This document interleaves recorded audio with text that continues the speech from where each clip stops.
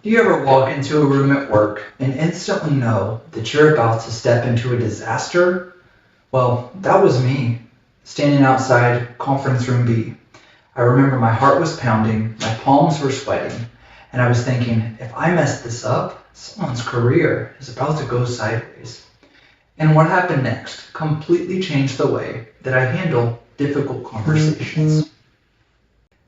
Hey everyone, welcome back to my channel. It's Ryan, the HR guy, and today I'm taking you inside one of the most intense moments of my HR career thus far. Not a policy, not a checklist, a story. Because difficult conversations aren't just about communication. They're about things like courage, timing, and understanding the human being sitting right across from you. And if you've ever avoided a difficult conversation at work, trust me, this video is going to hit home. Let's be honest, most people don't avoid difficult conversations because they're lazy. They avoid them because they're scared.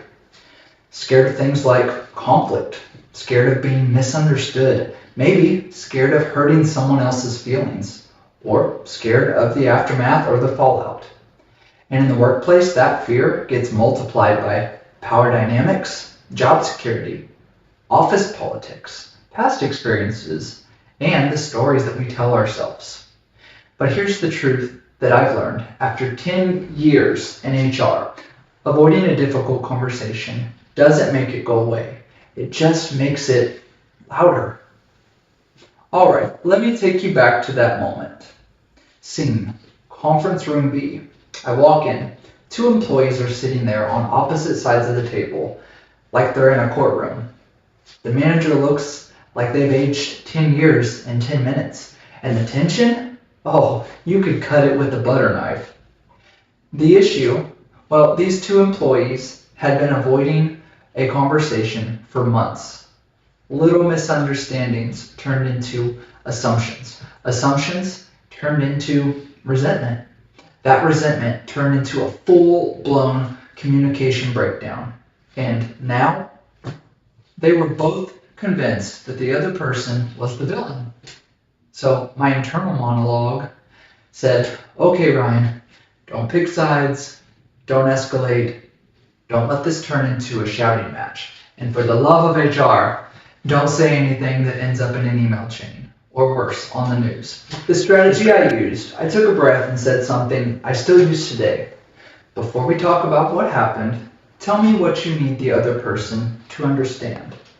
Not what did they do wrong, not who started it, just what do you need them to understand.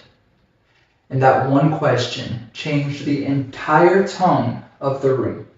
Why it works? Simple, because it shifts the conversation from attack mode. People don't want to be right. They want to be heard. This is the moment that everything flipped. Employee A finally said, I feel like every time I ask you for help, you roll your eyes. It makes me feel stupid. Employee B froze their face and softened. And they said, I wasn't rolling my eyes at you. I was overwhelmed. I didn't know how to say I was drowning. Silence. Then a deep breath. Then for the first time, they actually looked at each other. And in that moment, I realized something powerful. Most workplace conflict isn't about the conflict, it's about the story. The story that we create in the silence.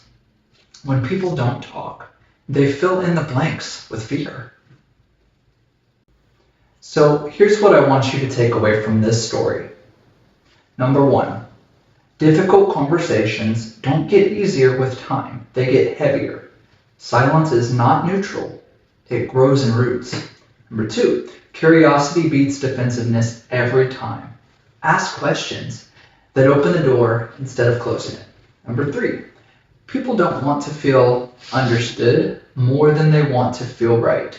Lead with empathy, not your ego. Number 4, you don't need the perfect words. You just need honest ones. Perfection is overrated. Authenticity is not. If this story helped you rethink how you would handle tough conversations at work, hit that subscribe button.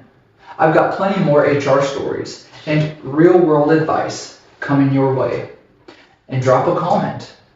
What's one difficult conversation you've been avoiding? And what's holding you back? You never know your story. It might help someone else find the courage to speak up during their difficult conversation. Thank you so much. Please like, comment, subscribe if you're new, and feel free to sound off any questions that you have in the comments. I will do my best to respond to all of them. Have a wonderful day. Be kind to someone. Ryan, out.